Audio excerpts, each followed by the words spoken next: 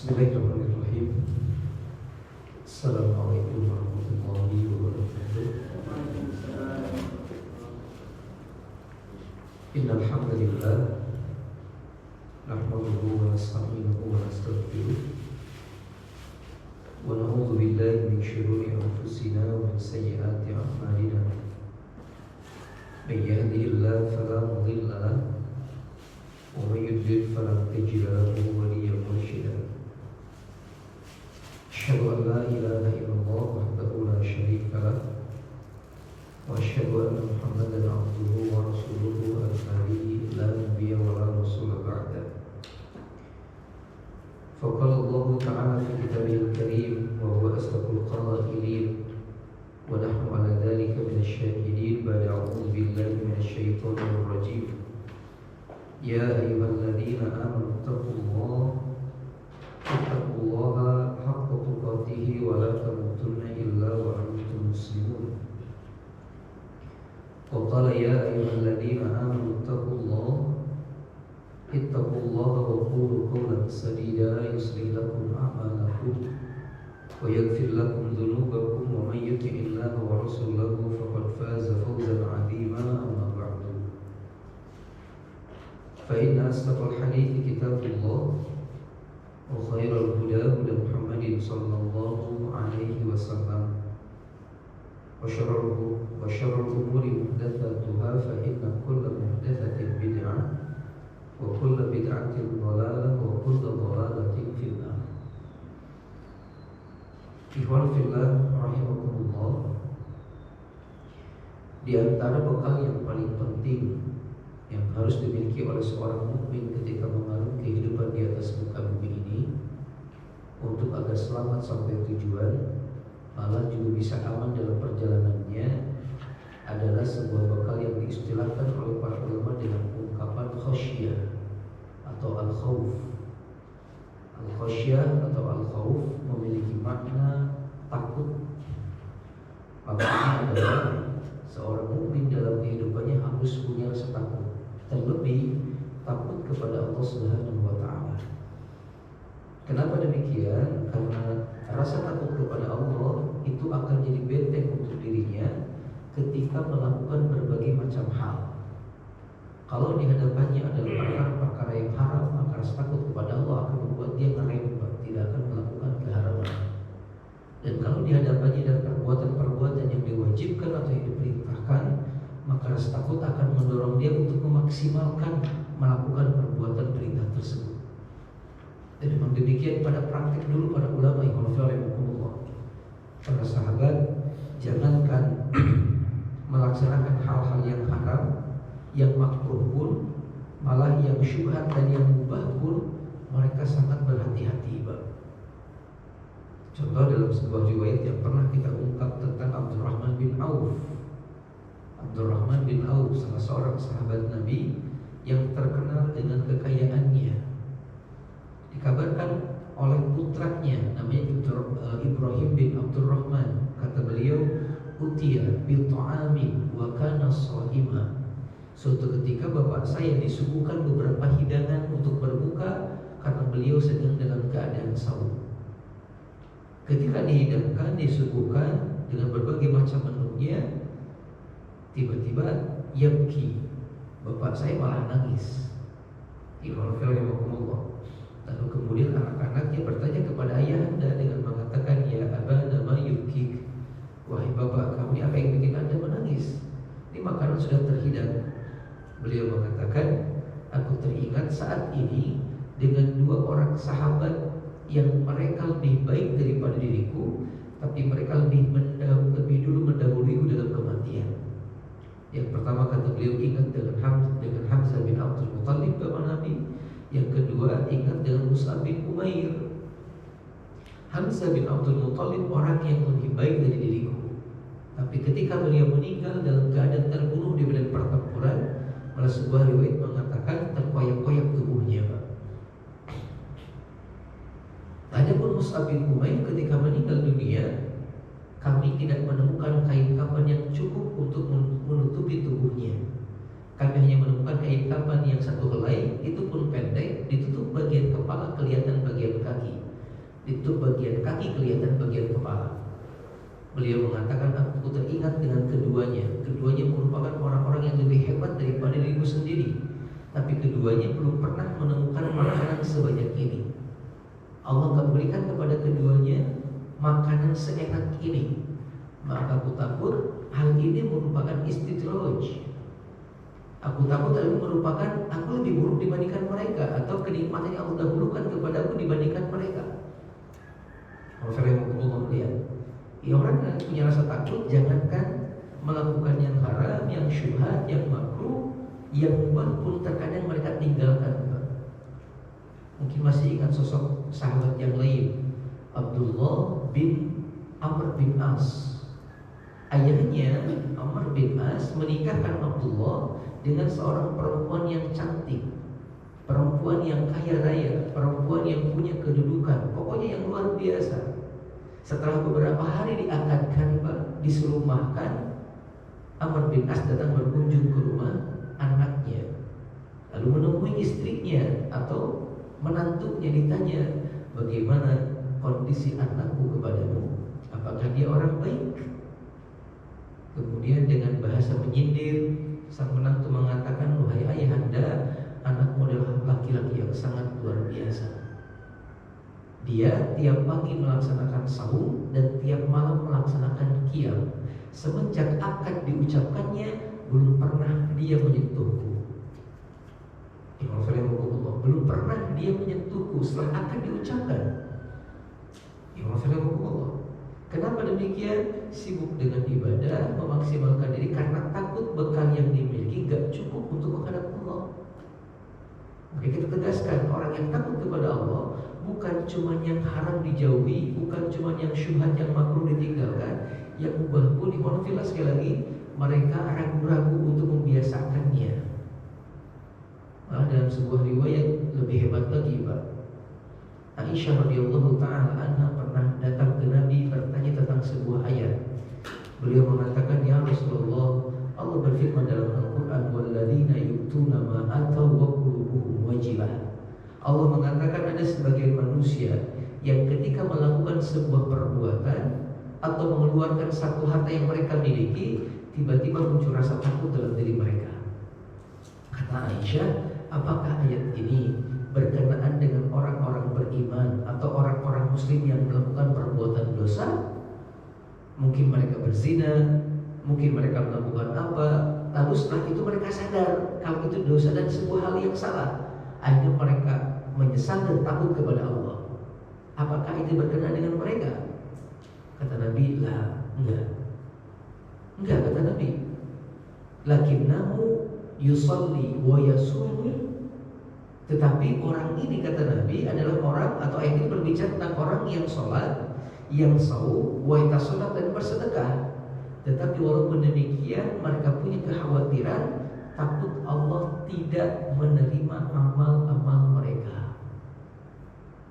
Jadi makin tinggi ketakutan seorang hamba, Masya Allah, bentengnya makin kuat untuk melakukan hal-hal yang tidak bermanfaat, malah makin kuat untuk memaksimalkan dalam ketaatan kepada Allah. Maka oleh karena itu kemudian menjadi sebuah keharusan bagi kita yang juga ingin memiliki keimanan sampai kematian menjemput kita, untuk meningkatkan kualitas takut kita kepada Allah, meningkatkan kualitas ketakutan kita, khauf kita kepada Allah. Apalagi sebagian para ulama menegaskan bahwasannya al-khauf atau al-khasyah merupakan satu dari dua rukun ibadah. Satu dari dua rukun ibadah. Kan selama ini yang sering kita dengar adalah syarat ibadah. Ada dua. Yang pertama ikhlas, yang kedua ittiba. Yang pertama keharusan niat karena Allah, yang kedua keharusan mengikuti sunnah Nabi dalam prakteknya. Ini syarat ibadah. Nah selain syarat ibadah ada juga rukun ibadah. Apa rukun ibadah? Dua juga. Isinya adalah al-khawfu war-raja. Adanya rasa takut ketika beribadah dan adanya rasa harap ketika beribadah. Contoh sederhananya adalah iman fillah, ketika kita bekerja di sebuah perusahaan, lalu bos kita mengatakan kepada kita, kalau Anda kerjanya maksimal, Kalau Anda kerjanya bagus, datang tepat waktu, maka itu akan jadi poin plus bagi Anda dan akan jadi poin plus juga bagi kami untuk memberikan penilaian dan hadiah buat Anda. Tapi kalau Anda tidak maksimal kerjanya, hati-hati, bisa datang surat pemecatan kepada Anda. Orang yang sadar dengan ungkapan ini, Pak, pasti dia akan berhati-hati agar tidak dapat pemecatan, agar dapat maksimal untuk bonus gitu, Pak. Nah, takut akan pemecatan, khauf namanya. Berharap dapat bonus atau penilaian poin, itu roja namanya. Dan ibadah itu harus punya dua-duanya. Kenapa kita sholat? Karena kita takut dengan ancaman Allah. Karena kita pun sekaligus berharap untuk masuk surganya Allah Subhanahu wa Ta'ala. Maka mohon maaf, ketika ada satu ungkapan yang mengatakan bahwasanya ada sebuah puisi yang mungkin sering kita dengar, salah ungkapan salah seorang alim, katanya, aku beribadah kepadamu ya Allah bukan karena aku ingin surgamu, bukan karena aku nggak mau masuk ke nerakamu, bukan, tapi karena aku mencintai. Di satu sisi Pak, ungkapan ini kurang tepat, karena berarti tidak ada rasa khauf dan roja di dalam ibadah tersebut. Sekali lagi, kita harus berupaya meningkatkan khauf kita, khasyah kita kepada Allah Subhanahu wa Ta'ala. Kalau muncul pertanyaan, bagaimana caranya memunculkan, menguatkan, meningkatkan kualitas khauf kita kepada Allah? Maka kalau kita mengutip firman Allah dalam Al-Quran, ternyata di antara caranya adalah dengan talabul ilmi. Allah mengatakan dalam sebuah ayat yang saya yakin kita semua sudah pernah mendengarnya, malah mungkin kita pun menghafalnya. Allah berfirman, "Ba'da'udzu billahi minasyaitonir rajim. Innama yakhsyallaha min ibadihi al-ulama." Di Quran surat Fatir ayat 28. Allah mengatakan di potongan ayat terakhirnya, "Innama yakhsyallaha min ibadihi al-ulama." Hanyalah para ulama, kata Allah, yang punya rasa takut kepada Allah. Hanyalah para ulama yang punya rasa takut kepada Allah. Kenapa hanya para ulama yang punya rasa takut kepada Allah? Karena mereka punya ilmu. Dan ilmu akan membuat seseorang mengetahui tentang bahaya sesuatu, mengetahui tentang hebatnya sesuatu, sehingga muncul rasa takut karena pengetahuannya dan muncul rasa roja juga karena pengetahuannya. Dan tentunya ilmu yang dimaksud di ayat ini, ulama yang dimaksud di ayat ini adalah ilmu dan ulama yang interaksinya dengan ilmu agama, bukan dengan ilmu umum. Dengan ilmu agama, bukan dengan ilmu umum, seperti yang tengah kita laksanakan saat ini. Makanya ungkapan yang tak terhingga, syukur yang sangat tinggi kita ungkapkan atas kenikmatan yang Allah berikan pada kita saat ini, ketika kita diizinkan bisa berkumpul lalu kemudian mengkaji, membaca beberapa keterangan tentang agama kita yang mudah-mudahan bukan sekedar menguatkan iman takwa kita kepada Allah, tapi juga bisa menguatkan rasa khauf kita kepada Allah Subhanahu wa Ta'ala. Namun perlu kita sampaikan juga, walaupun kita harus punya semangat yang tinggi untuk mencari ilmu agar muncul rasa takut dalam diri kita kepada Allah, jangan lupa juga munculkan rasa semangat yang tinggi atau semangat yang tinggi untuk mengamalkan setiap ilmu yang kita ketahui. Ya, semangat mencari ilmu harus, tapi mengamalkannya pun sama juga harus kita miliki. Semangat untuk mengamalkan ilmu, karena ketika ilmu tidak diamalkan, jangankan banyak, sedikit aja bisa jadi senjata makan tuan. Ibarat harta, kita mungkin pernah mendengar, malah kita sering menyampaikan, kalau pada hari kiamat nanti seorang hamba tidak akan tuntas beres hisabannya sampai selesai menjawab 5 pertanyaan. Allah Nabi mengatakan an umrihi fima afna, tentang usianya dihabiskan buat apa. An jismihi fima ablah, tentang fisiknya dipakai sampai mati buat apa. Kemudian an ilmihi, kata Nabi, tentang ilmunya dipraktekkan apa tidak, diamalkan atau tidak. Kemudian wa an malihi min aina iktasaba wa fima anfaqa.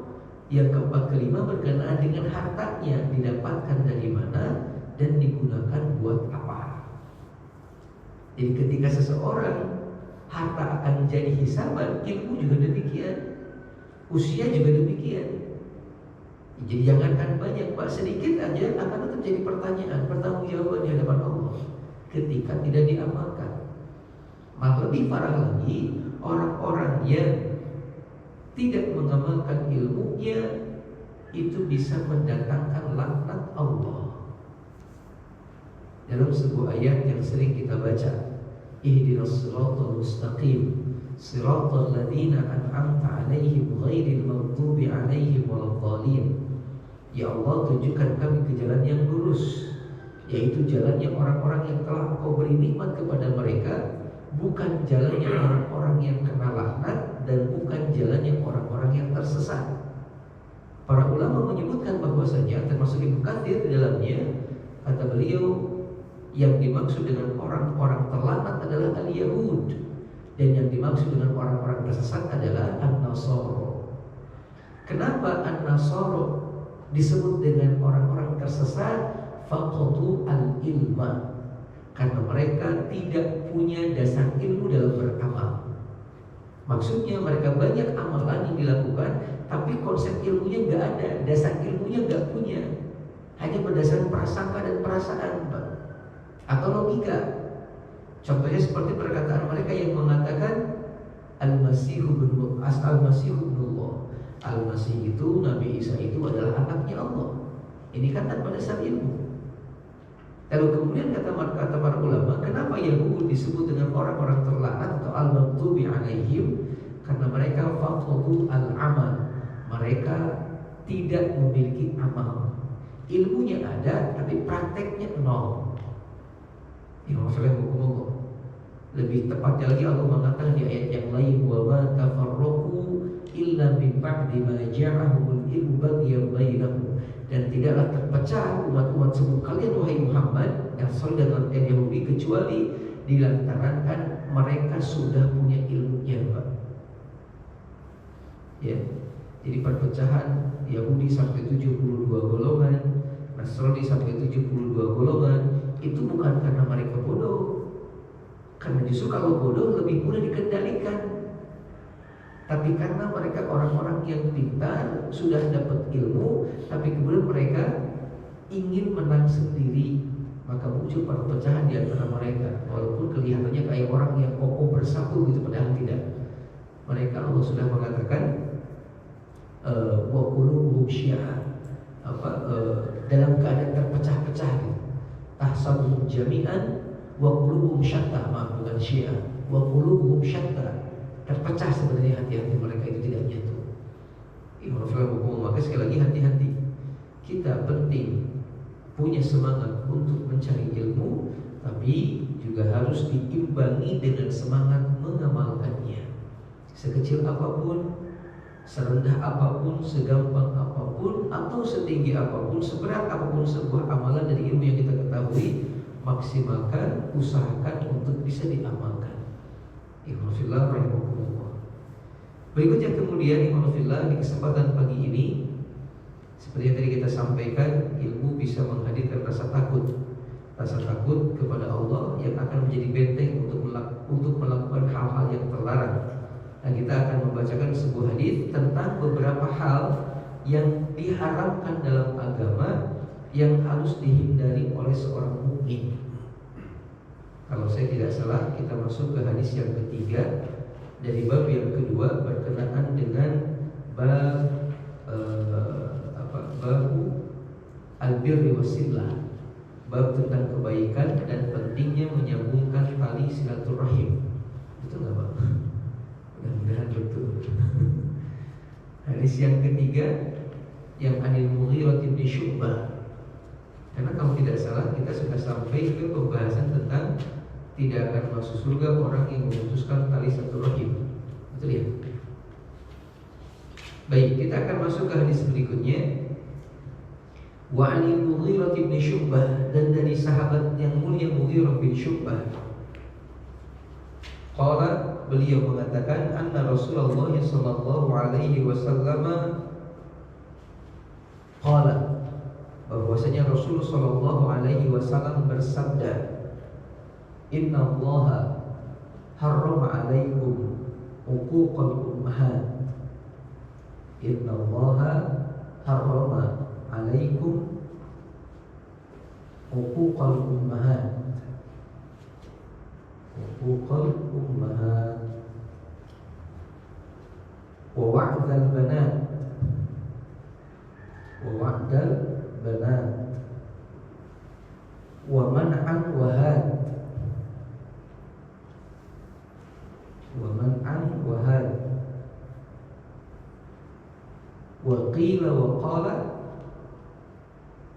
Wa qila wa qala. Wa kathratu su'al. Wa kasratu as-su'al. Wa idha'atul mal. Wa idha'atul mal.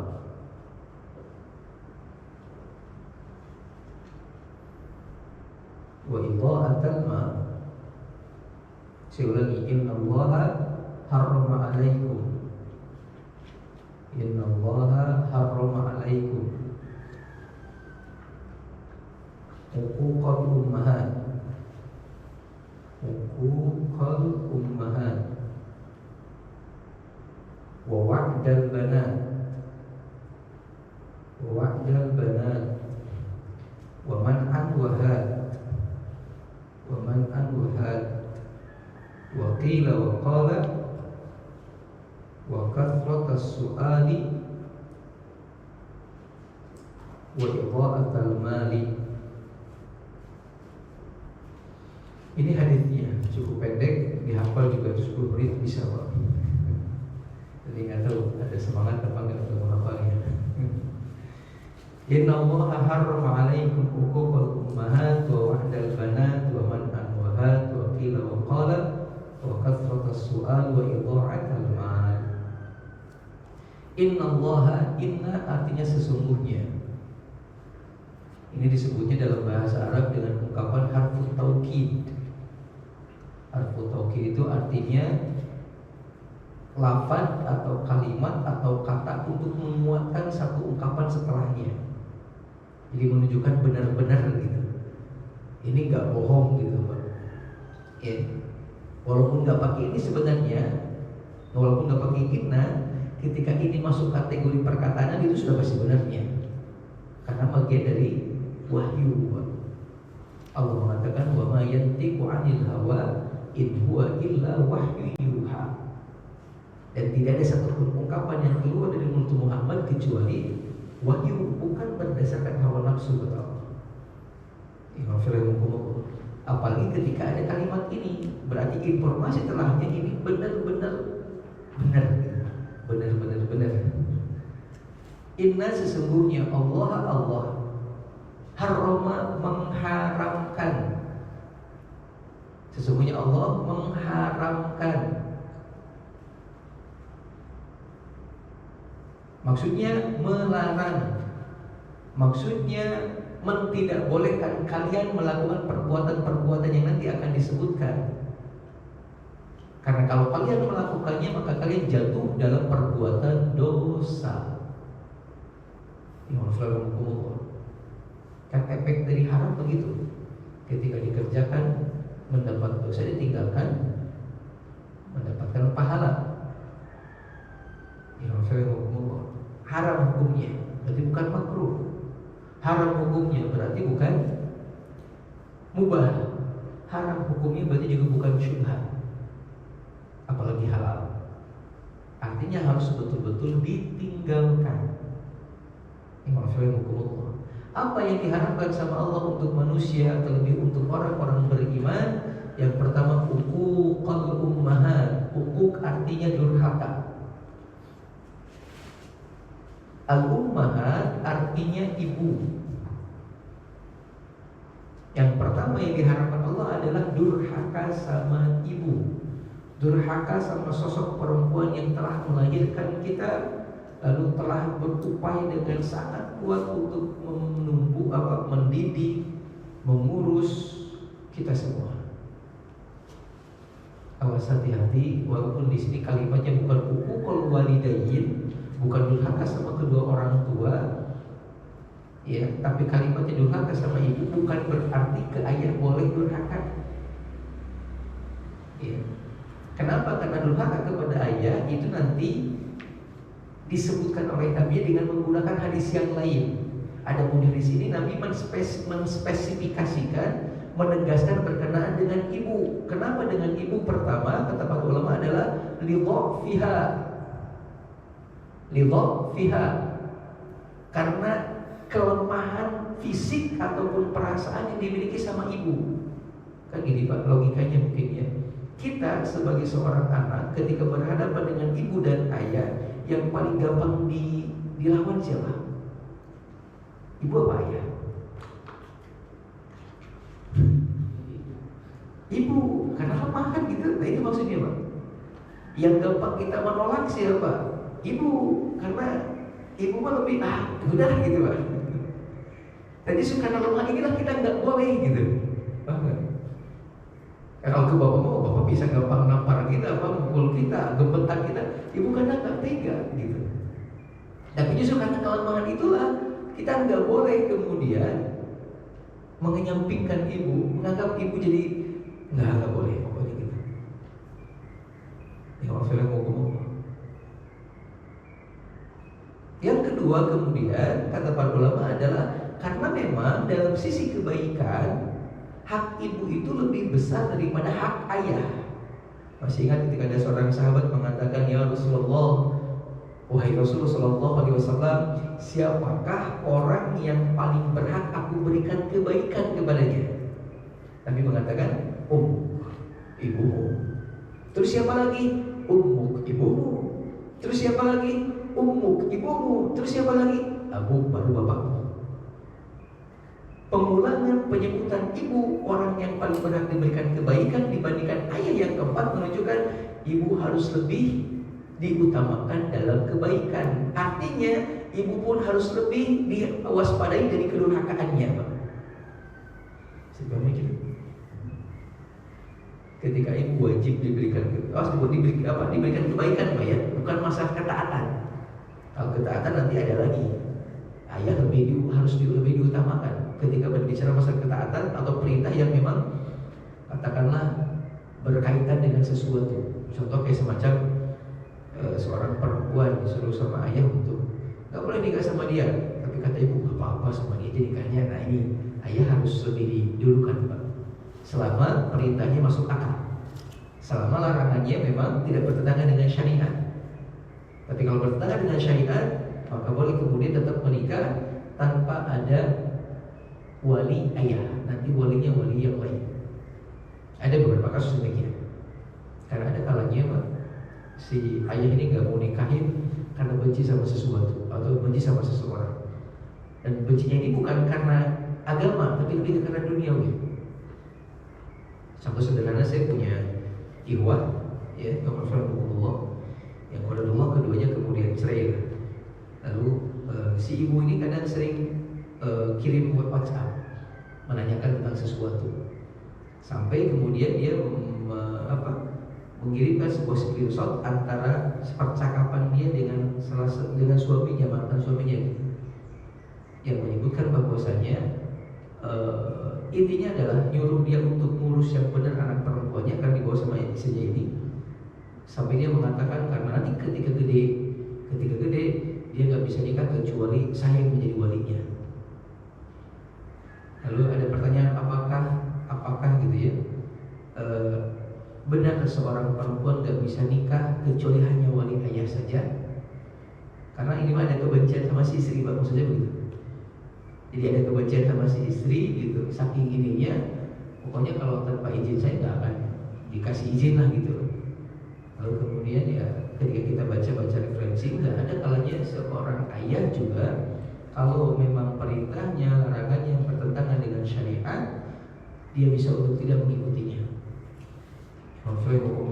Namun secara umum perintah ayah harus lebih didahulukan, tapi berbuat baik kepada kedua orang tua, ibu yang harus lebih diutamakan.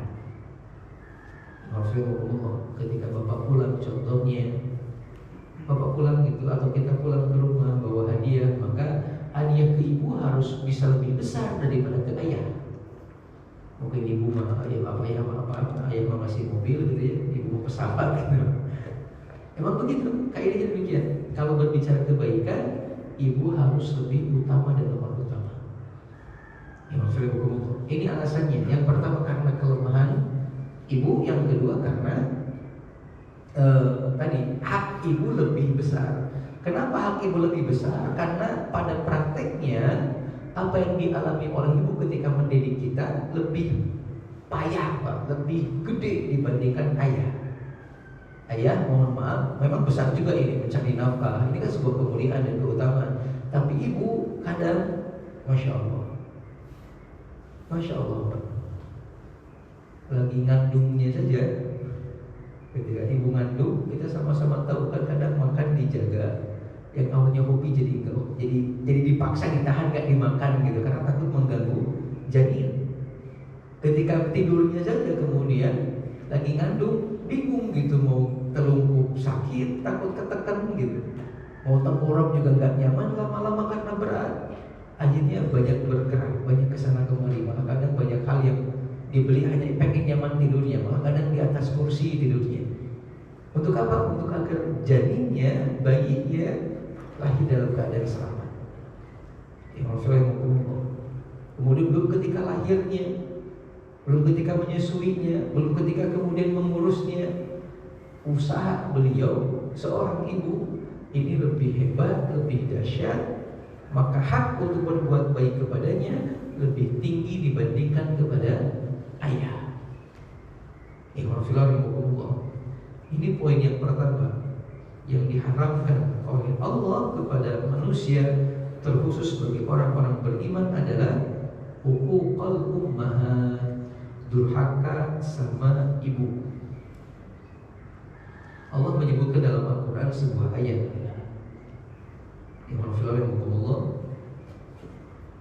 tepatnya di Quran surat Luqman ayat yang ke-14. Wa wassaynal insana biwalidayhi hamalathu ummuhu wahnan ala wahnin wa fisaluhu fi 'amain. Dan kami wajibkan manusia untuk berbuat baik kepada kedua orang tuanya, terkhusus ibunya, karena ibunya telah mengandungnya dengan susah payah, dengan letih yang bertambah letih, capek yang bertambah capek. Ya, malah kemudian wafisaluhu fi 'amain, ibunya telah menyapihnya, menyusuinya selama 2 tahun. Selama 2 tahun. Aisyah radhiyallahu taala anha, suatu ketika pernah cemburu kepada Khadijah binti Khuwailid. Padahal Khadijah belum pernah ketemu sama Aisyah. Saking cemburunya, Aisyah mengatakan, "Ya Rasulullah, Khadijah lagi. Kan Allah sudah mengganti perempuan tua itu dengan seorang gadis, dengan seorang perempuan yang lebih baik, yang lebih cantik gitu, Pak. Dengan gadis, ngapain nyebut-nyebut dia terus?" Nabi mendengar kalimat tersebut kemudian agak tinggi nadanya mengatakan, "Wahai Aisyah, demi Allah, dia seorang perempuan yang tidak akan tergantikan. Karena ketika aku dihina, dicaci, dimaki, dia malah ikut membela. Ketika aku butuh dana untuk perjuangan, dia ikut menyumbangkan hartanya." Nabi menyebutkan kebaikan Khadijah, Pak. Sampai di akhir Nabi mengatakan, "Dan dari dirinya aku kata Nabi memiliki keturunan." Ternyata kata para ulama, Nabi menjadikan proses kehamilan dan melahirkan itu merupakan sebab cinta beliau yang makin bertambah kepada istrinya, Pak. Kalau kita kan sebagian suami hari ini nganggap itu kan sudah tugas istri, hamil dan mengandung kemudian lahiran gitu. Nggak dianggap ini sebuah ijazah besar sampai lahir seorang anak keturunan dirinya gitu, Pak. Ya Allah. Nah ibu itu demikian, di antaranya yang Allah. Ibu demikian. Maka sekali lagi tolong diperhatikan sikap kita kepada ibu kita. Dan ibu yang dimaksud ini adalah ibu kandung, bukan ibu tiri. Maksud ibu tiri suami bapak, itu lain lagi nanti kasusnya. Ya kebaikannya tetap berbeda, Pak. Yang paling utama adalah ibu kandung. Termasuk juga ibu yang ngurus kita, barangkali dulu pernah diadopsi atau pernah diurus sama siapa gitu. Tetap kebaikan sama ibu kandung, walaupun mungkin ibu kandung tidak mengurus kita karena dia harus kerja kemana, lalu titipin ke bibinya, ke adik, ke kakaknya gitu. Tetap ibu kandung dengan alasan telah melahirkan, sudah cukup kita berupaya besar untuk memberikan kebaikan kepadanya. Sebagai alasannya itu. Karena ada juga sebagian orang hari ini gara-gara ibunya membuang gitu, gara-gara ibunya nggak mau ngurus, akhirnya sekarang pun nggak mau ngurus. Udahlah, apa dulu juga nggak ngurus saya, apa saya ngurus dia. Dalam Islam ini tidak boleh. Dalam Islam, Pak, ini tidak boleh. Masih ingat perkataan Umar bin Khattab yang mengatakan bahwasanya ketika Umar ketemu dengan salah seorang manusia yang tengah menggendong ibunya untuk melaksanakan ibadah haji. Lalu si orang ini mengatakan, wahai Umar, ini ibu saya lagi saya gendong. Saya sudah melaksanakan haji sambil menggendongnya.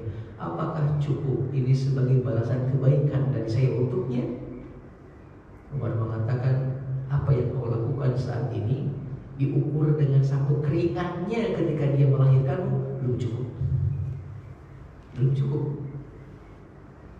Jadi bukan karena pengurusan yang kemudian membuat kita sebagai seorang tua atau terutama ibu, Pak, tapi lebih ke ini, Pak, lebih ke masalah mengandung, kemudian melahirkan, terlebih ditambah kalau dengan menyusui. Maka hati-hati. Ya, ibu harus kita utamakan. Ibu harus kita dahulukan dalam hal-hal yang tadi memberikan kebaikan. Berikutnya kemudian yang kedua, Nabi mengatakan wa wa'dal banat. Diharapkan bagi kalian juga adalah wa wa'dal banat. Wa wa'dal banat artinya adalah membunuh anak perempuan. Membunuh atau bahasa tepatnya adalah mengubur hidup-hidup. Mengubur hidup-hidup anak perempuan. Dan ini berdasarkan sejarah dan riwayat dari para ulama merupakan kebiasaan orang-orang jahiliyah dulu. Ya, kebiasaan orang-orang jahiliyah dulu. Allah mengatakan dalam Al-Quran satu ungkapan ayat, ya, Alhamdulillah. Di antaranya ada ayat yang mengatakan, wa idza busyira ahaduhum bil untha dhalla wajhuhu muswadda wa huwa kadhib yatawara minal qaumi min su'i ma busyira bihi ayumsikuhu ala hunin aw yadussuhu fit turab ala sa'a ma yahkumun. Surat An-Nahl. Allah mengatakan dulu sebagian orang-orang jahiliyah, kalau dia dikasih kabar kalau istrinya telah melahirkan seorang anak perempuan, itu langsung mukanya menghitam, Pak.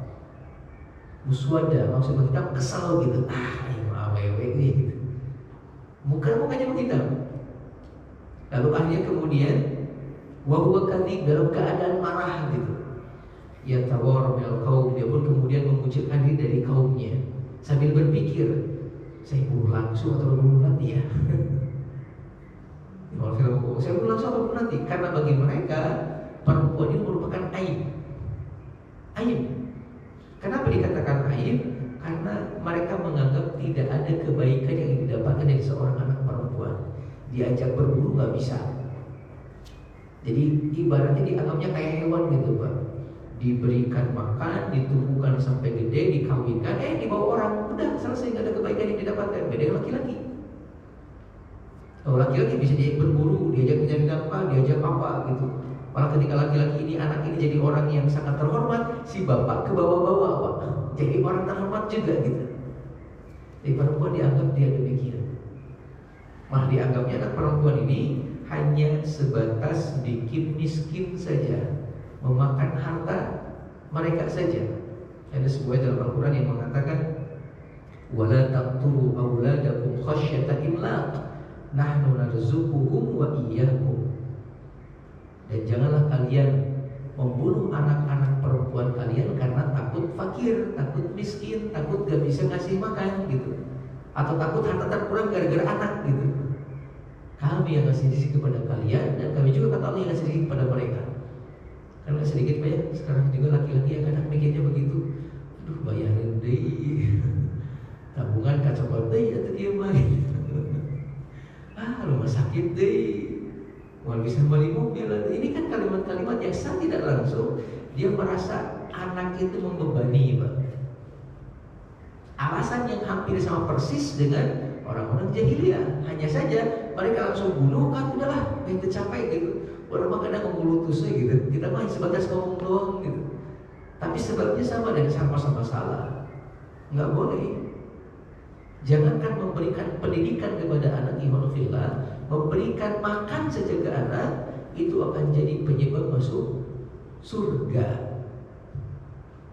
Penyebab masuk surga. Masih ingat kita pernah membicarakan satu keterangan dari Aisyah radhiyallahu taala anha.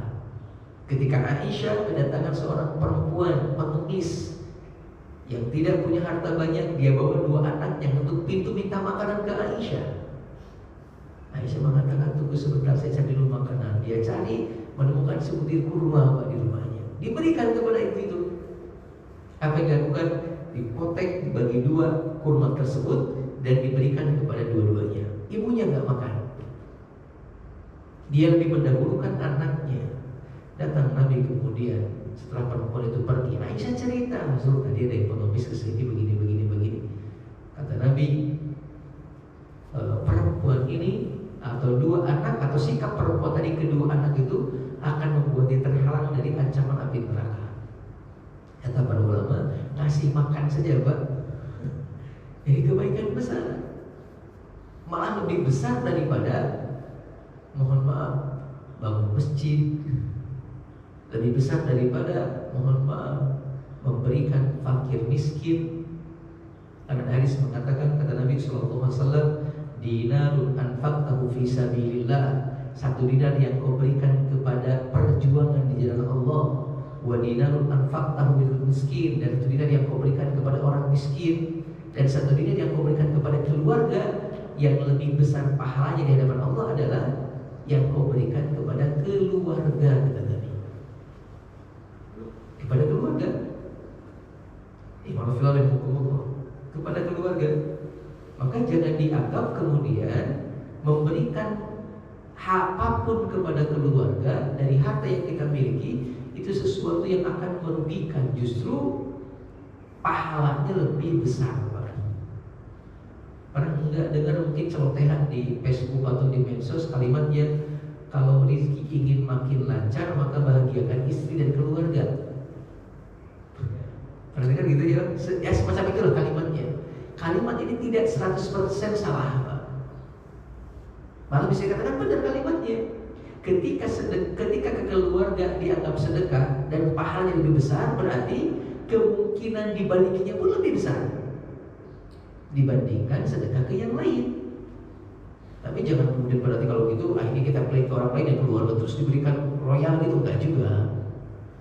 Ya keluarga terus makan enak ke yang lain enggak gitu juga maksudnya. Maksudnya adalah jangan dianggap memberikan sesuatu dari harta yang kita miliki kepada keluarga itu sesuatu yang enggak ada manfaatnya. Ya, jangan dianggap demikian, Pak. Apalagi Nabi mengatakan nanti berkenaan dengan yang lain. Contohnya kata Nabi pernah mengatakan pemberian terbaik seorang ayah kepada anaknya adalah al-adab, pendidikan, adalah terkait masalah pendidikan, Pak. Pendidikan ini lebih baik lagi daripada sekedar ngasih materi jajan 20.000, 50.000 gitu. Dan biaya belajar itu kan termasuk proses pendidikan untuk membuat lebih baik. Jadi jangan dianggap, aduh, ini bayaran sekolah deh, iya deh, gitu. Kalau memang ada, udah berikan aja, alhamdulillah. Kalau kemudian tidak ada, dia berupaya untuk bisa mendapatkannya dengan cara yang halal. Ketika nggak bisa juga, pasrahkan semuanya kepada Allah. Simple kok, insya Allah. Tidak perlu dibikin rumit gitu. Masih ingat hadis yang pernah saya sampaikan? Ketika dulu ada seorang sahabat datang ke Nabi mengadukan tentang adiknya. Adiknya ini gak kerja, Pak. Keseharian sama Nabi, belajar. Lalu pas butuh sesuatu datang ke dia minta gitu. Kak minta lah, kak pengen makan lah gitu. Lama-kelamaan kesel nih kakaknya, datang ke Nabi laporan, masuk ajarin adik saya lah. Kenapa kata Nabi, dia bersama anda cari ilmu, tapi pas butuh sesuatu ke saya datangnya. Saya punya juga kewajiban sama keluarga. Minimal suruh dia nyari makan sendiri lah gitu. Apa kata Nabi? La'allaka turzaqu bi. Jangan ngomong gitu kata Nabi. Antum salah ngomong gitu. Justru bisa jadi Allah kasih rezeki kepada anda gara-gara anda bantuin dia. Gara-gara anda bantuin dia. Makanya sebagian ulama mengatakan di antara keutamaan memberikan nafkah kepada orang-orang yang belajar adalah bisa menambahkan, meluaskan rezeki. Apalagi ke anak, apalagi ke keluarga.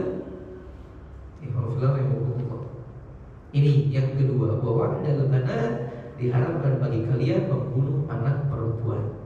Sekali lagi dulu orang-orang jahiliyah tidak mau atau merasa kecewa kalau mereka memiliki anak perempuan. Akhirnya mereka membunuh anak-anak tersebut, baik langsung setelah dilahirkan ataupun ditunggu dulu agak sedikit gede, Pak. Juga mengatakan hadis yang lain, min husni islamil mar'i tarkuhu ma la ya'ni. Di antara kesempurnaan Islam seorang manusia adalah ketika dia meninggalkan apa yang tidak bermanfaat bagi dirinya. Dalam ini termasuk masalah informasi, Pak. Allah mengatakan dalam Al-Quran, ya ayyuhalladzina amanu idza ja'akum fasiqun binaba'in fatabayyanu an tusibu qauman bijahalatin fatusbihu ala ma fa'altum nadimin. Wahai orang-orang yang beriman, kalau datang kabar kepada kalian terlebih dari orang-orang fasik, maka cross check dulu, cari tahu dulu kebenarannya. Khawatir gara-gara itu kamu menimpakan sesuatu yang buruk kepada saudara kamu, akhirnya kamu menyesali perbuatanmu. Ini yang keempat. Kila itu artinya disampaikan, qala artinya mengatakan, maksudnya menyebarkan informasi. Kemudian yang kelima, Nabi mengatakan wa kathratus su'al. Yang Allah haramkan bagi kalian adalah wa kathratus su'al, banyak nanya. Banyak nanya. Atau bisa diartikan wa kathratus su'al, banyak minta. Banyak minta. Kalau mengutip perkataan Syekh Shalih Al-Fauzan dalam kitab ini, beliau mengatakan as-su'alu fil amwal, yang dimaksud minta di sini adalah minta duit, minta harta, ngemis ke orang-orang gitu, Pak. Illa indal hajah, kecuali kalau memang orang itu ada keperluan, kebutuhan, maka boleh. Beliau mengatakan fal insanu la yas'alun nasa amwalahum illa indal hajah, karena manusia tidak boleh minta harta orang lain kecuali kalau memang ada keperluan. Fayas'alu biqadri hajatihi, ini pun kalau punya keperluan mintanya sebatas kebutuhannya saja. Ya, li'annal mas'alata haramun illa indal darurah, karena minta-minta hukumnya haram kecuali kalau dalam keadaan darurat.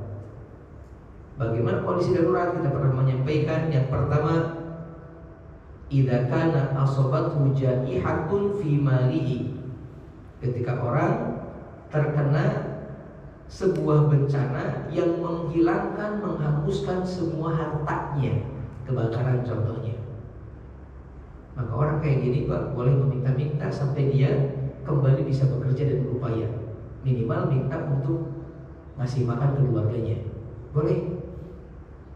Alhamdulillah.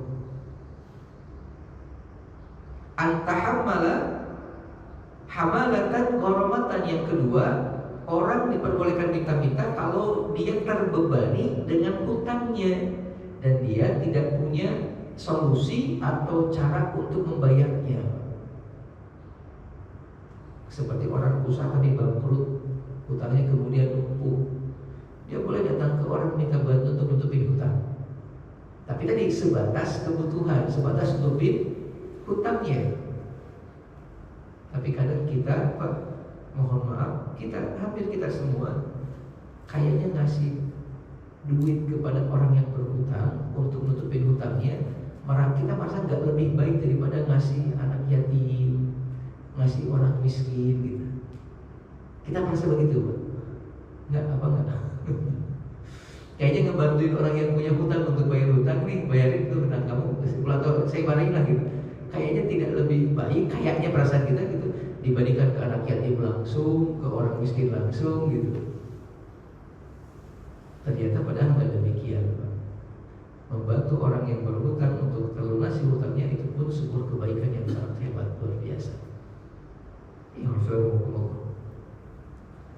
Kemudian yang ketiga adalah au annahu asabatu faqatun asabahul ju'u.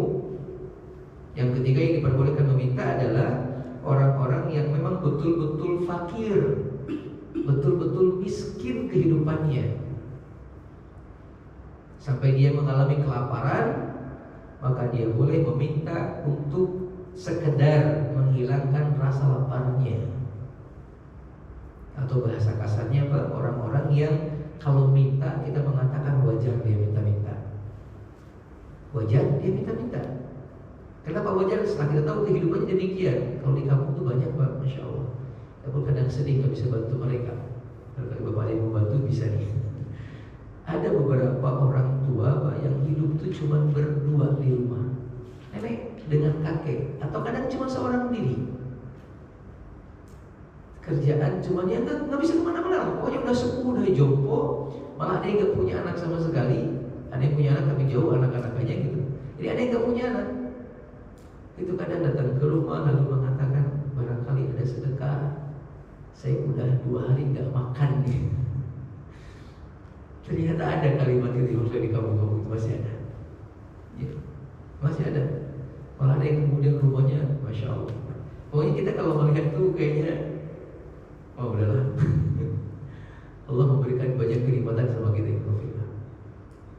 Nah hal-hal ini, orang-orang seperti ini kalau minta wajar Pak, wajar gitu. Ya wajar sih dia meminta gitu. Atau kayak semacam orang-orang idiot yang sering kita lihat, ada sebagian yang kurang waras gitu, yang kalaupun dia minta kerja gak akan dikasih karena gak waras. Maka harusnya kalau kita sadar dia gak mungkin dikasih kerjaan, minimal kasih bantuan lah untuk dia bisa hidup gitu.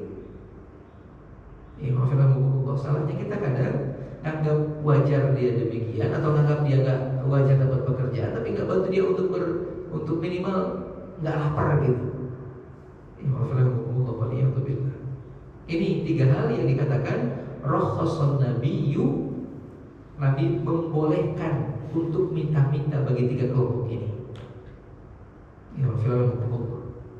Ini yang ke-5 ya.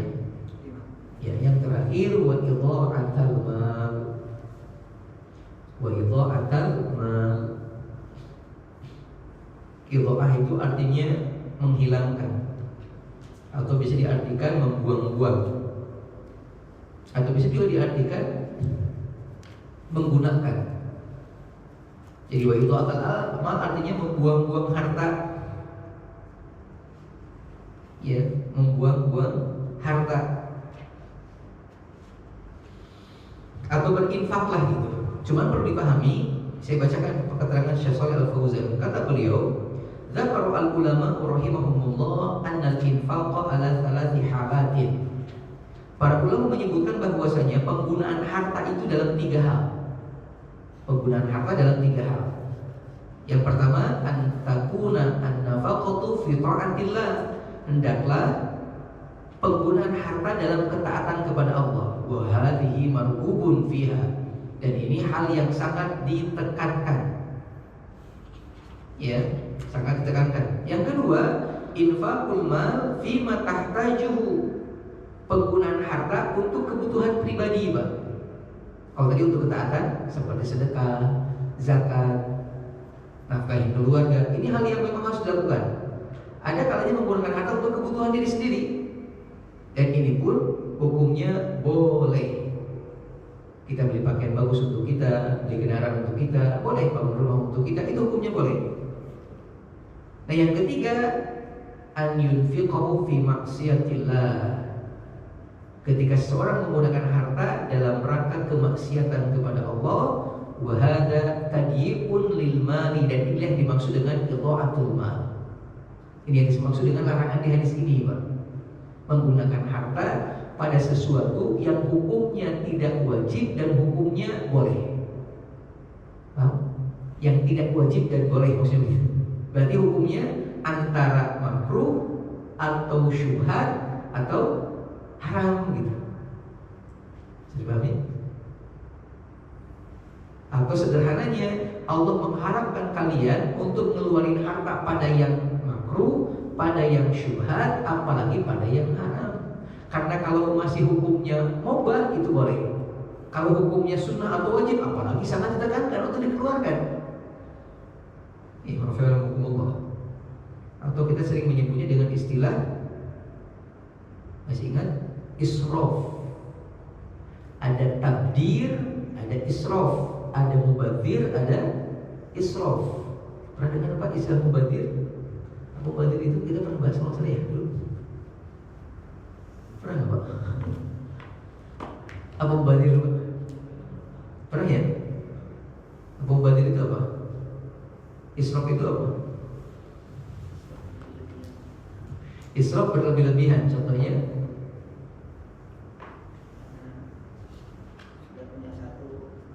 udah punya satu beli 2. Udah punya istri 1 beli istri lagi gitu. Itu israf berlebih-lebihan. Ya, tabdzir itu atau mubadzir itu adalah, mudah-mudahan saya tidak salah, seingat Anda, mubadzir itu adalah penggunaan harta pada sesuatu yang jelas keharamannya. Itu mubadzir namanya. Jelas keharaman, seperti contohnya judi online, haram Pak. Itu mubadzir. Jadi salah kalau orang tua kita dulu sering mengatakan pas makan, ayo habis ini mubadzir nih. Salah. Sisa itu bukan mubadzir, itu israf namanya nanti. Bapak ke restoran, udah tahu Bapak cuma berdua, lihat semua makanan, pengen belinya banyak tuh semeja penuh. Yang kemakan cuma 2 piring. Namanya israf. Namanya israf, bukan mubadzir. Kalau mubadzir tadi judi online, beli minuman khamar gitu Pak. Atau mohon maaf, ada sebagian ulama yang berikan juga tambahan. Semacam ini agak ini sebenarnya.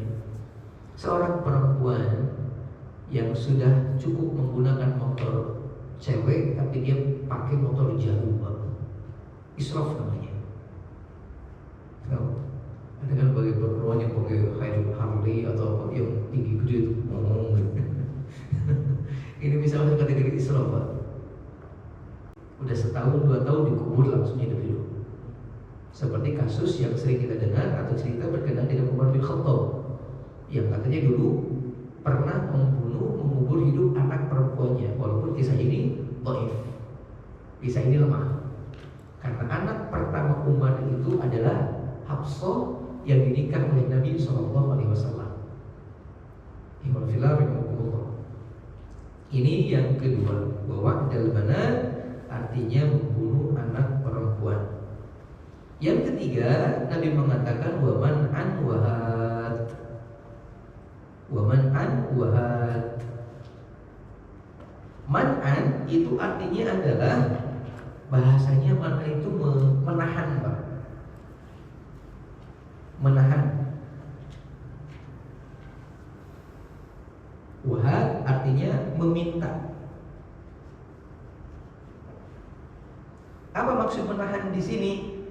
Saya bacakan pernyataan salah seorang ulama dalam kitab ini. Ada kitab namanya Ittihaful Kiram, penulisnya Syekh Shalih bin Fauzan. Beliau mengatakan man'an adalah yamna'u ma aujaballahu alaihi fi malihi. Man'an adalah menahan sesuatu yang harusnya dia keluarkan dari harta yang dia miliki. Saya pahami gitu. Itu man'an. Maksudnya Allah meminta dia untuk zakat, dia nggak zakat gitu. Tetapi di sisi yang lain wahan, dia malah banyak minta ke orang atau mencari harta sampai nggak peduli halal haramnya, Pak. Numpuk-numpukin duit tapi nggak keluarin kewajibannya gitu lah. Saya pahami. Itu man'an wahan. Pelit orangnya, bakhil, cinta dunia berlebihan. Haram hukumnya. Ya Allah, man'an wahan. Atau juga bisa diartikan banyak menuntut hak tapi tidak menunaikan kewajiban. Seperti haknya dituntut, diminta, tapi kewajiban nggak pernah dikerjakan. Contoh sederhana, ketika berhubungan dengan suami istri, ketika ada seorang suami ke istrinya minta hak, nuntut hak, pengen semuanya serba maksimal, pelayanannya, masakannya, dandanannya, wah udahlah pokoknya maksimal. Tapi dia sendiri ngasih nafkah cuma sehari berapa, yang hanya kebeli beberapa makanan saja. Ini kan keliru, salah. Kita nuntut perempuan untuk tampil cantik, tapi kita nggak ngasih modal untuk dia berpenampilan cantik, ya salah. Kita pengen kemudian istri berbuat baik, sebaik wanita solihah yang kita idamkan, tapi kita nggak pernah nyuruh dia belajar, ngajak dia belajar, atau bawa dia ke tempat belajar. Kita biarkan dia hidup dengan seenaknya, ya salah.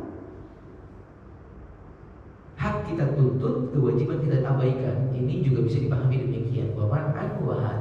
Namun kata sebagian para ulama, ini lebih ke masalah harta. Lebih ke masalah harta. Dia banyak meminta, maksud meminta ini mengumpulkan harta dari berbagai macam cara. Tapi setelah terkumpul, ketika ada kewajiban zakat, entar dulu lah. Ada kewajiban apa, entar dulu lah. Sampai bukan zakat saja, termasuk nafkah tadi, keluarga, anak, istri, itu kan wajib hukumnya. Itu kan hukumnya wajib, Pak. Tapi dia tidak menunaikannya. Ya Allah.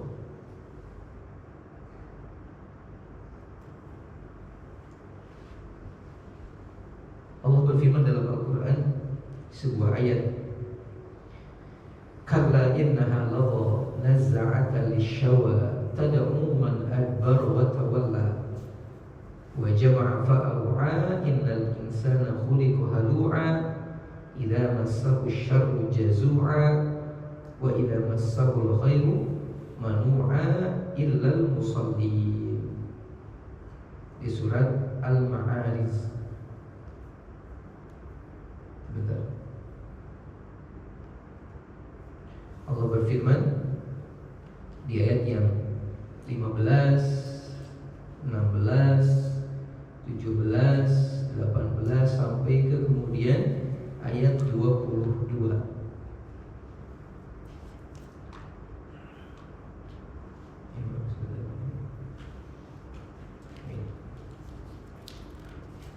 Kalla innaha ladha, sekali-kali tidak, sungguh neraka itu adalah api yang sangat bergejolak.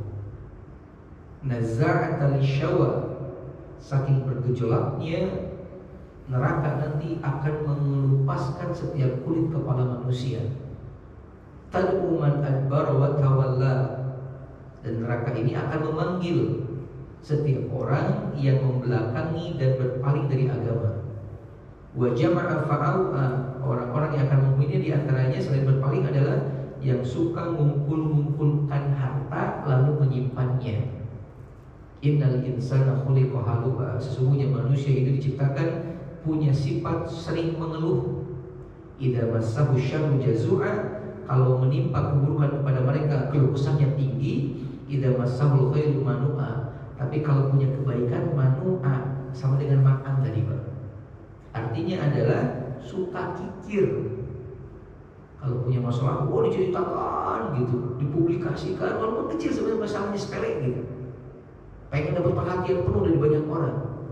Tapi ketika punya kebaikan, sebesar apapun disembunyikan.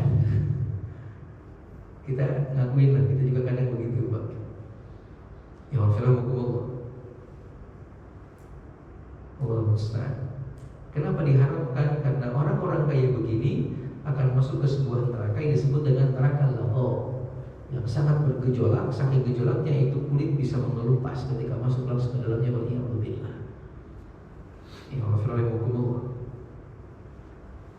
di surat apa ya? Wal adiyat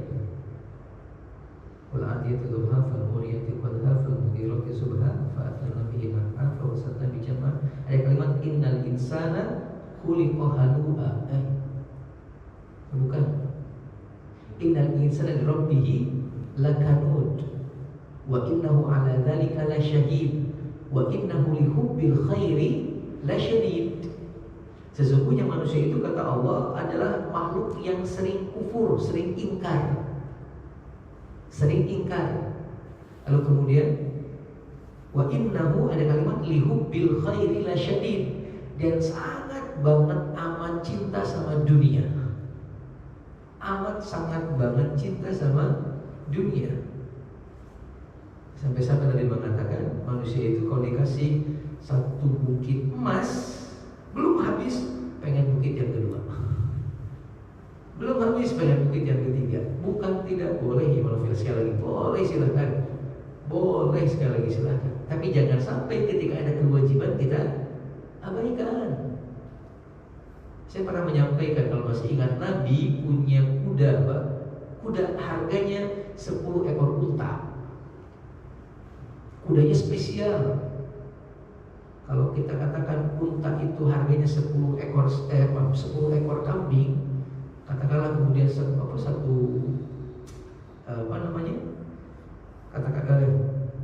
katakanlah satu ekor unta itu harga 50 juta, berarti 10 ekor unta 500 juta.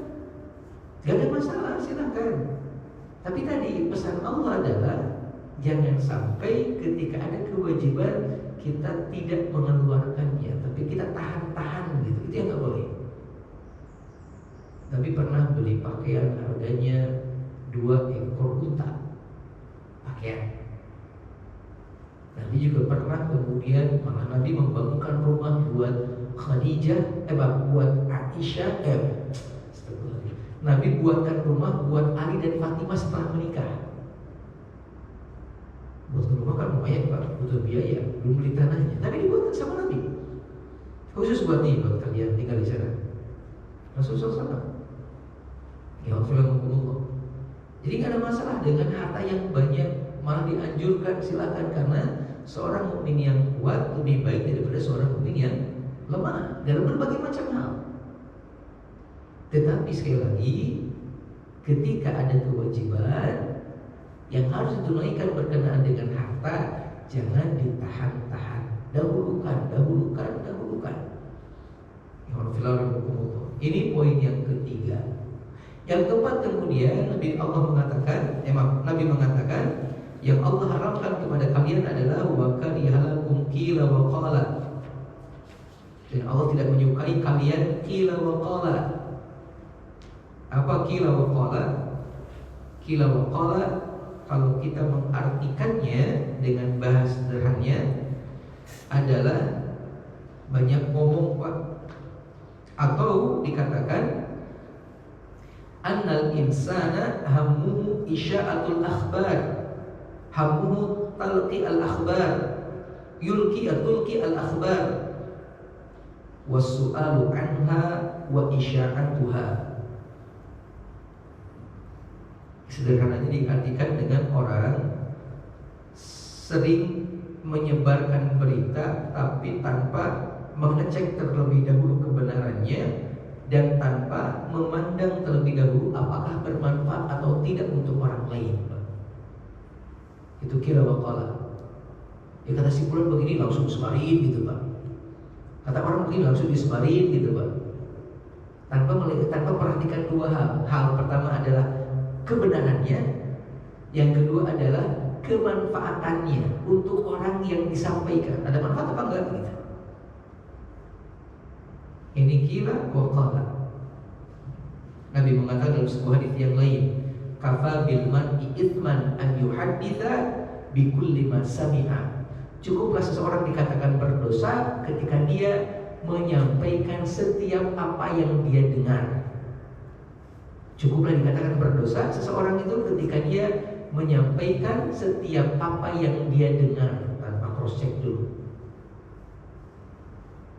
Masih ingat Nabi Isra? Karena bukan peruntukannya. Ya, bukan peruntukannya. Malah kalau dikaji dari sisi yang lain, ini sebenarnya hilang kehormatan seorang perempuan dengan hal itu. Walaupun kita terkesan kayak apa disebutnya, bukan maco, apa sih? Kalau perempuan itu tomboy gitu, wah keren gitu. Enggak, dalam Islam itu enggak gini konsepnya. Karena bisa masuk kategori syuhrah nanti. Cuma sekedar pengen orang itu melihat dia lah gitu. Ya, itu sebagai mengatakan masuk kategori israf juga. Ya, ini jadi idha'atul mal sekali lagi adalah membuang-buang harta, namun dalam konteks tadi pada hal yang haram atau pada hal yang makruh atau pada hal yang mohon maaf mubah juga harus diperhatikan. Yang mubah juga harus diperhatikan. Apakah mubah itu kalau dikeluarkan akan datangin manfaat apa tidak? Karena kalau enggak, yang mubah juga tetap sebaiknya ditinggalkan. Ini 6 hal yang disebutkan oleh Nabi SAW berkenaan dengan masalah hal-hal yang diharamkan. Saya ulangi, Nabi mengatakan, Innallaha harrama alaikum, sesungguhnya Allah telah mengharamkan buat kalian uquqal ummahat, durhaka sama ibu, wa wa'dal banat, membunuh anak-anak perempuan atau mengubur hidup anak perempuan, wa man'an wahad, banyak menuntut hak tapi meninggalkan kewajiban, banyak ngumpulin harta tapi enggak menunaikan kewajibannya. Kemudian wa karihalakum qila wa qala, banyak menyebarkan informasi tanpa melakukan cross check terlebih dahulu. Pertama cross check kebenarannya, yang kedua cross check kemanfaatannya, kemudian yang terakhir yang kelima waqasatus soal, banyak nanya yang tidak bermanfaat. Belum itu ya? Udah. Banyak nanya yang tidak bermanfaat, Pak. Atau juga bisa diartikan meminta harta kepada orang lain dengan tanpa ada tujuan yang jelas, bukan karena kebutuhan dan darurat. Yang terakhir adalah wa idha'atul mal, buang-buang harta pada hal yang haram, yang makruh atau yang kurang bermanfaat. Mudah-mudahan bisa dipahami. Ada yang boleh diskusikan? Silakan.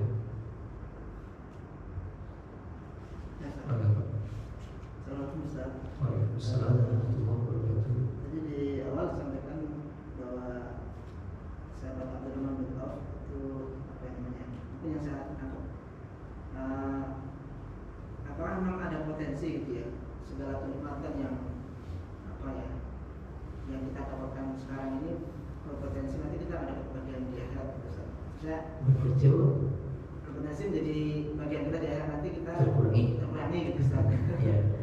Karena ya kadang-kadang kita ada level yang cukup dan kadang ya lebih gitu daripada yang kita rasakan dari orang lain, Ustaz. Itu setiap Ustaz. Baik. Saya ingin menjawab dengan hal seperti ini. Kenikmatan yang Allah berikan kepada seorang hamba itu ada beberapa kemungkinan yang menjadi alasannya. Yang pertama, Allah berikan kepada hamba karena keimanan yang dia miliki sebagai bentuk ujian.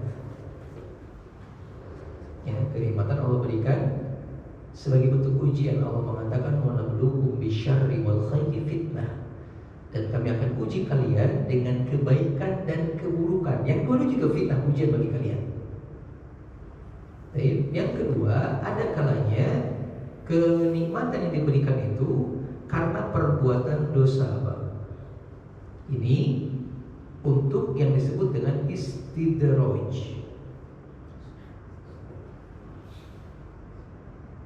Istidraj seperti perkataan Nabi kepada Umar bin Khattab ketika Umar datang ke Nabi, melihat Nabi berbaring di atas tikar yang tipis, lalu beliau menangis dan mengatakan, Rasul, saya pernah dengar kabar Raja Romawi, Raja Persia, mereka hidup glamornya dengan harta, kasur mereka tebal-tebal, istri perempuan mereka banyak, makanan juga luar biasa.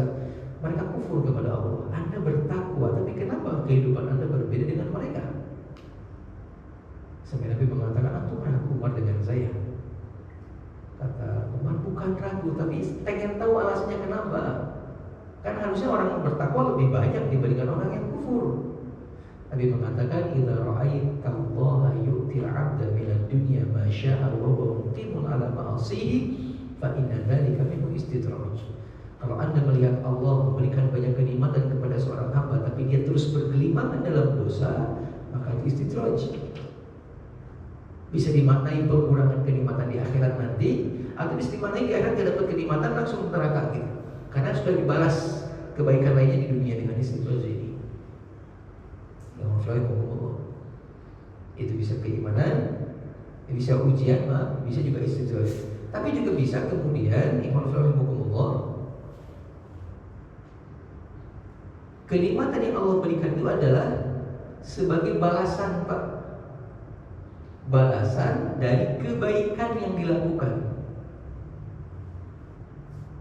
Dipahami? Balasan dari kebaikan yang kita lakukan. Bisa jadi karena kita berdoa kepada Allah meminta, ya Allah berikan. Saya pengen mobil ya Allah, sampai naik motor terus, kasih sama Allah. Saya pengen naik pangkat ya Allah, capek disuruh-suruh terus. Naikin pangkatnya kemudian. Bisa kan? Dan memang diperbolehkan, Pak, silakan.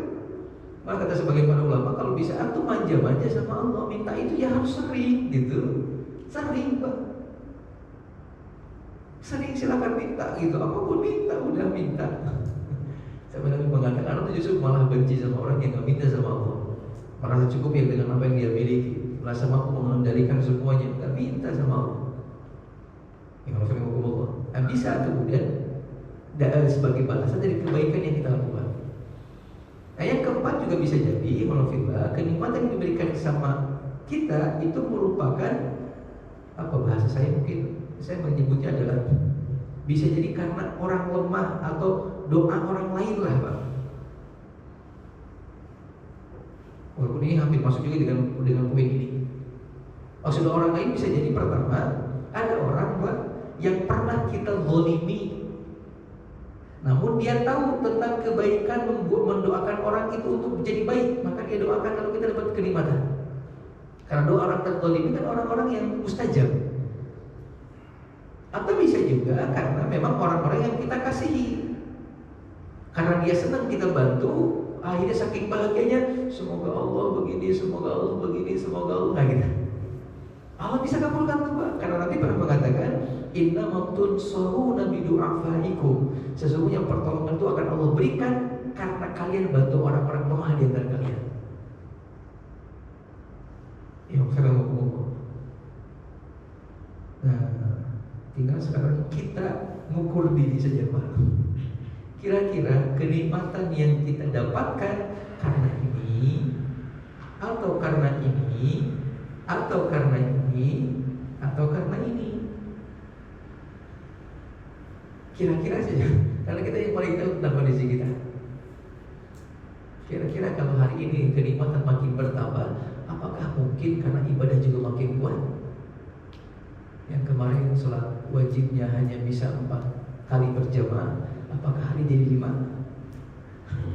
Yang kemarin infaknya sehari cuma 2.000, apakah kemudian sekarang jadi 5.000? Ataukah bagaimana? Silakan, hanya Bapak yang bisa jawab sendiri, Pak. Cuman kalau kemungkinan bisa jadi iya, karena perbuatan dosa itu bisa menurunkan level kita di surga, Pak. Paham? Kan surga itu berlevel-level, ada level bawah, terus paling tinggi surga Firdaus. Walaupun satu sama lain bisa berkunjung, tapi kenikmatannya tidak akan sama. Tidak akan sama. Kayak kita lah, berkunjung ke rumah orang kaya, bisa makan orang kaya, tapi memilikinya nggak bisa, Pak. Orang kaya masih bisa makan tiap waktu, tiap saat, kita hanya pas berkunjungnya aja. Ya Allah, kalau kemudian itu istidrak dari Allah, maka bisa jadi memang itu akan mengurangi jatah. Tapi usahakan saja, ya. Poin pertama nih, Pak. Ini usahakan di sini. Yang betul-betul kita kuatkan. Ini ujian dari Allah, ujian dari Allah. Artinya kalau ujian nanti ada lulus dan tidak lulus. Ya. Dan usahakan kita senantiasa jadi orang-orang yang lulus dalam ujian. Apalagi jangan kalau bisa jangan muncul gara-gara ini nih. Kan ada kalimat begini, iya rezeki anak soleh nih. Nah ini nggak boleh, ini nggak boleh. Allah mengatakan fala tuzakku anfusakum, dan jangan kalian menganggap suci diri kalian. Nah, itu sama dengan menganggap kita lebih baik daripada orang sekitar kita. Rezeki anak soleh sih. Enggak, ya alhamdulillah. Enggak, bisa jadi istri terus juga kita itu nanti. Ya Allah, Allah musta'an. Allah musta'an. Cukup? Ya. Atau ada satu lagi? Saya Ustaz. Gimana Pak? Tadi kan membicarakan masalah rasa takut. Iya. Bagaimana supaya terpelihara rasa takut kita kepada Allah itu tetap ada, walaupun kita bersosialisasi dengan masyarakat, sedangkan rasa takut sendiri itu kan berubah-ubah dirasa di diri kita. Betul. Pedomannya apa? Ya. Pertama tadi kita sampaikan, yang paling utama adalah memperbanyak interaksi dengan ilmu, Pak. Kita harus lebih sering membaca tentang pertama keagungan Allah. Berikutnya tentang siksaan-siksaan yang akan Allah berikan dari hal-hal yang dilarang. Contoh, kita kan selama ini hanya mengatakan neraka itu adalah tempat yang sangat buruk, tapi detailnya, ancaman-ancaman di dalamnya, siksaannya kita nggak sedetail atau tidak banyak pengetahuannya. Padahal makin tahu kondisinya, akan makin berhati-hati kita untuk mendekatinya. Contoh, Nabi pernah mengatakan, siksaan paling ringan di neraka adalah seseorang dikasih alas, namun ketika dia injak, ya diinjak doang alasnya gitu Pak. Kalau kita mungkin karpet gitu ya, tapi ketika diinjak ini karpet, langsung bun-bun mendidih. Ini siksaan paling ringan. Paling ringan Pak. Berarti kalau paling ringan demikian, paling buruknya, alhamdulillah, nggak terbayang. Kemudian kita juga harus tahu, yang intinya adalah perbanyak interaksi dengan ilmu, terutama dengan dampak buruk dari sebuah perbuatan dosa. Agar kemudian tahu nih, nggak boleh berbohong karena begini, akhirnya hindar gitu. Kenapa saya harus sholat? Karena kalau nggak sholat begini, akhirnya kita takut kemudian sholat gitu Pak. Nah permasalahannya hari ini, mencari ilmu merupakan sesuatu yang dianggap nggak penting, dianggap nggak wajib. Lebih wajib nyari duit, nyari nafkah, punya rumah gitu, lebih wajib itu. Akhirnya berkaitan dengan ilmu terus semua agama, ya orang-orang nggak peduli. Lihat pengajian, cari tempat pengajian yang lebih ramai daripada pasar Pak. Hampir nggak ada. Tetap pasar lebih ramai. Menunjukkan apa? Ada kecenderungan manusia hari ini memang lebih banyak untuk tadi, karena cinta dunia yang berlebihan. Sebenarnya ini sudah terjadi sejak zaman para sahabat. Dulu Abu Hurairah sampai berteriak di pasar-pasar karena pengajian di masjid sepi. Beliau mengatakan, wahai manusia, kalian kok masih di pasar sih? Di masjid itu lagi dibagiin harta warisan Nabi. Orang-orang datang langsung ke masjid Pak. Sampai masjid tidak ada orang, cuma ada orang lagi halal kok.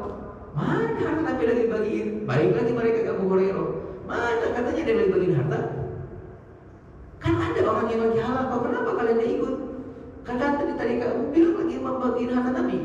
Karena Nabi mengatakan, aku tidak tinggalkan dirham, aku tidak tinggalkan dinar, yang aku tinggalkan adalah ilmu. Yang aku tinggalkan apa? Ilmu, kata Nabi. Berarti kan sudah dibagi. Benar Abu Hurairah, tapi orang pahamnya harta itu ya, harta itu. Ya Allah, ibarat gini lah Pak. Bapak ketika bertemu dengan seseorang yang belum pernah Bapak kenal, kan Bapak biasa aja. Oke, biasa aja nih. Tapi ketika Bapak tahu tentang seseorang, dia orang yang sangat kejam, pokoknya orang yang pokoknya. Lalu ketemu tuh Pak. Kira-kira biasa sama dengan yang sebelumnya atau mungkin dia ada rasa, ada nggak ada perasaan ini nggak? Terlebih kalau kemudian tahu nggak si Fulan nyariin kamu tuh, apa gimana perasaan Bapak? Mungkin melebihi rasa takut lagi. Kenapa itu muncul? Karena kita tahu ini orang begini kata orang itu. Itu ilmu namanya, pengetahuan gitu. Tapi ketika nggak tahu, biasa aja salaman. Padahal dia tuh udah jelas cegernya sudah. Karena kita nggak tahu, salaman biasa. Nah ini yang saya maksud dengan interaksi dengan ilmu itu begini Pak. Makanya baca keterangan, baca pernyataan ulama, hadis Nabi atau ayat Allah tentang besarnya ancaman Allah, dahsyatnya siksa Allah, atau keagungan Allah Subhanahu wa Ta'ala. Ya Allah, ketika ilmu itu nggak kita dapatkan, pengetahuan tersebut kita tidak miliki, maka ya kita akan hidup seperti ya sebelumnya biasa aja gitu. Ya Allah, ini dia tadi seperti mungkin Bapak lah, ketika diajarkan 2 tambah 2 sama dengan 4. Awal-awal cuma dihafal. Ketika dipraktekkan, nih pakai ini nih, 2 biji dengan 2 biji digabungin jadi berapa? 4 biji. Oh itu kan 2 tambah 2 jadi 4. Jadi makin yakin tuh Pak. Nah begitu pula dengan ilmu. Ya, begitu pula dengan ilmu. Yang kedua kemudian, jangan banyak bergaul dengan orang-orang yang tidak takut sama Allah. Justru harusnya bergaul dengan orang-orang yang juga punya rasa takut kepada Allah. Biar saling menguatkan satu sama lain. Karena perbuatan dosa itu akan menutup hati, fungsinya Pak. Ketika harus takut jadi nggak takut. Ya, yang ketiga kemudian,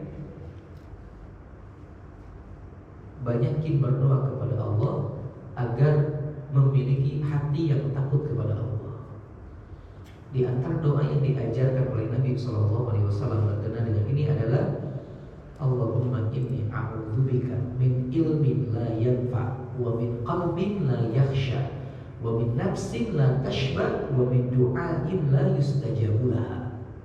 Ya Allah, aku meminta perlindungan kepadamu dari ilmu yang tidak bermanfaat, dari hati yang tidak punya rasa takut, dari jiwa yang tidak pernah merasa kenyang dari dunia, dan dari doa yang tidak dikabulkan.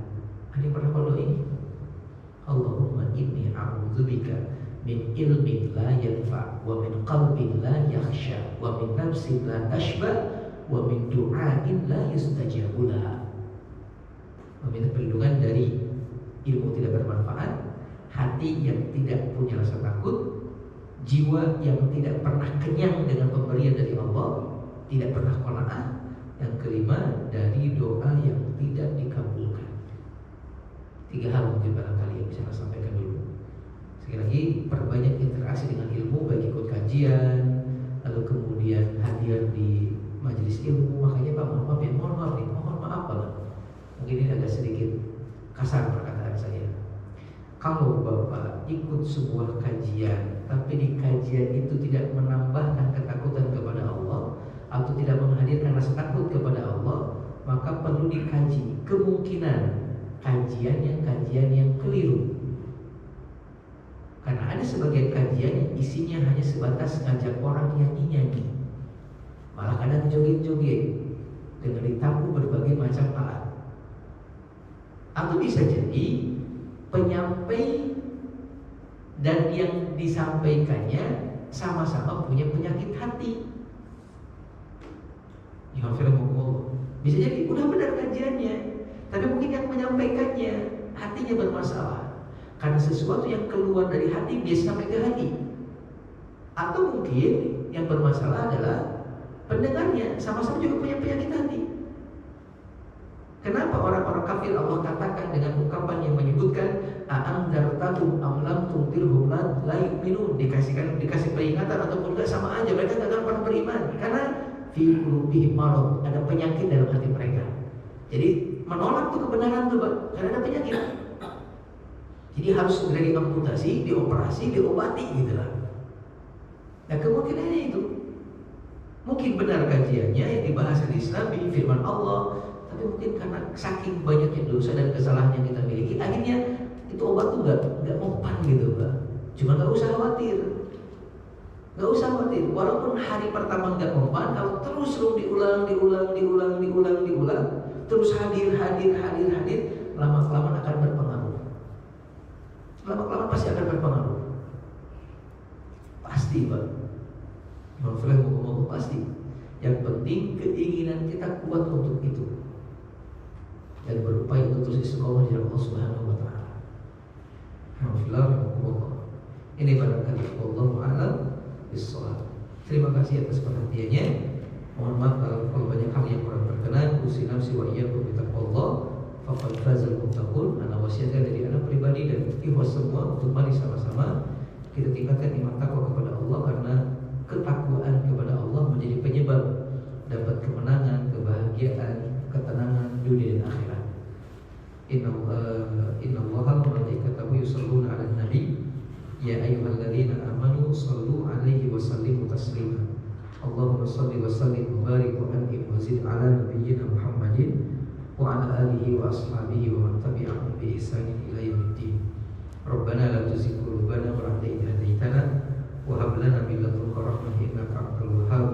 Rabbana atina fid dunya hasanah wa fil akhirati hasanah wa qina adzabannar. Subhana rabbika rabbil izzati amma yasifun wa salamun alal mursalin walhamdulillahi rabbil alamin. Assalamualaikum warahmatullahi wabarakatuh.